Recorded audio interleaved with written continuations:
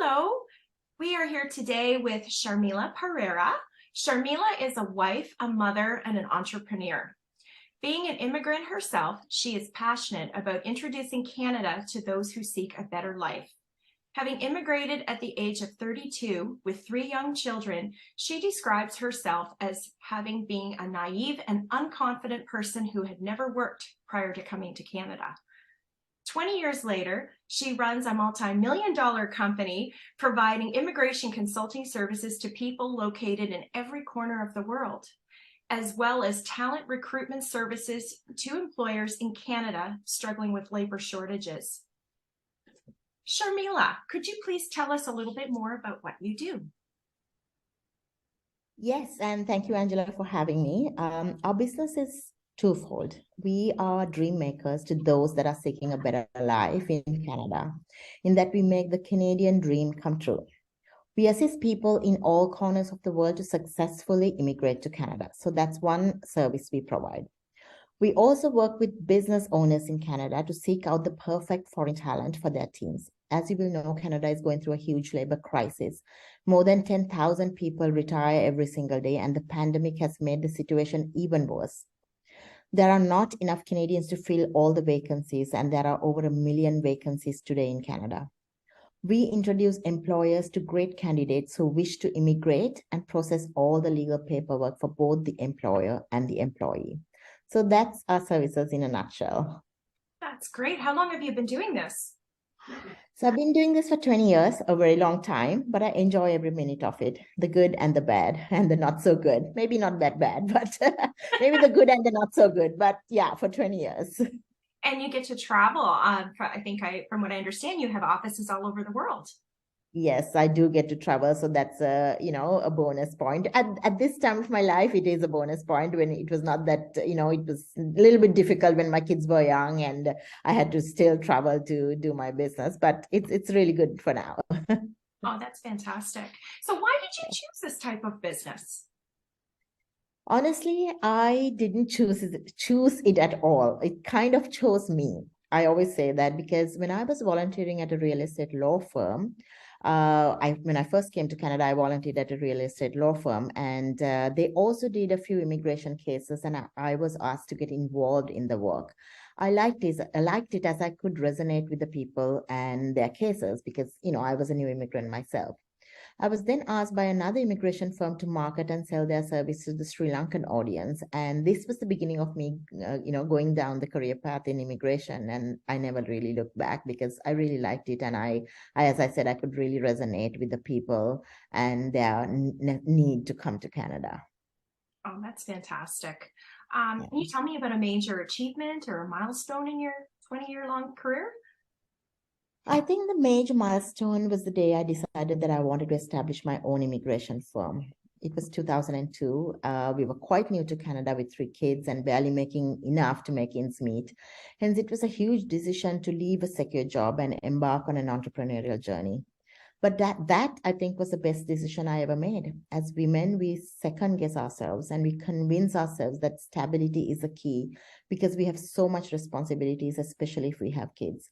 Being an entrepreneur requires total dedication, willingness to sacrifice many things, and ability to juggle a million things and be good at it all. It pays off, and I have been able to go from a small home-based business to opening 2 offices in Canada and many offices abroad, and build a business that has been recognized in international magazines such as Manage HR. And I have won many awards such as the Business Excellence Award from the Just Green Board of Trade and Women Entrepreneur Award from Women in Management.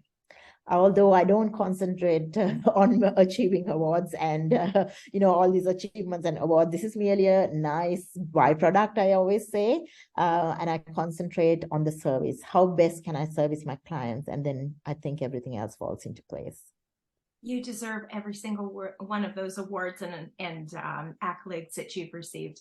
I've had the pleasure of being able to work with you and work alongside you for several years now, and you're amazing. I have a lot of respect for you, Sharmila. Oh, thank you so much. Can you tell me what inspires you to do what you do? So my main inspiration are my clients. In this business, we come across so many people from different corners of the world. amazing people with great education and experience, but in not so amazing situations. To provide these people a chance to come to Canada and work with wonderful employers who will provide them with the opportunity of a good job, pay, good working conditions, and an opportunity to gain residency is very humbling and satisfying. And when they do get their visas to immigrate, there's never enough words to describe this feeling, Angela. This is what keeps me going. No matter what the hardships of dealing with, the ever-changing immigration laws or unfair rejections or issues at Canada immigration, at the end of the day, what matters is that our clients get the visa to land. And we fight for this every single day. That's amazing. So what is one piece of advice that you could give to other women in business, please? It's really hard to give one piece of advice when I can have, when I have so much to, share with the world. I guess you could say that. But if you will allow me, I'll give two pieces of advice which I really treasure. When I meet women or men getting into business, I notice a pattern. The focus of most people nowadays is money. They lose sight of why they even got into business and the passion they had for the product or service being offered. It becomes all about the money, and sooner or later the business will fail if this is the focus of the leader. So my advice is instead of focusing on money, fully focus on the product or service being offered and the people that work for you or with you. Strive to make your product or service genuinely better every day, and then everything else will fall in place. My other piece of advice is especially for women entrepreneurs. We have a lot to juggle, and most often we try to block out times of the day or week for different things, such as, I want to do half an hour with my family, 2 hours to call people, 3 hours to cook and clean and put the kids to bed, 2 weeks vacation, etc. To me, this is extremely stressful. Why do we need to put ourselves and put everything in a box? Every aspect of my life is important to me, and this includes my business.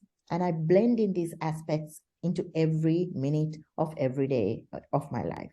For instance, I love taking my family on business trips. Why not? They get to travel and see new places, and I get to have my family close to me.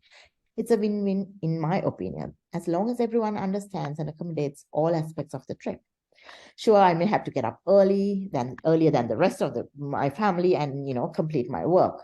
And my family will need to adjust, all of our outings according to my meeting. But isn't that what family should be doing anyway, right? Adjusting to each other's wants and needs and businesses and what's important.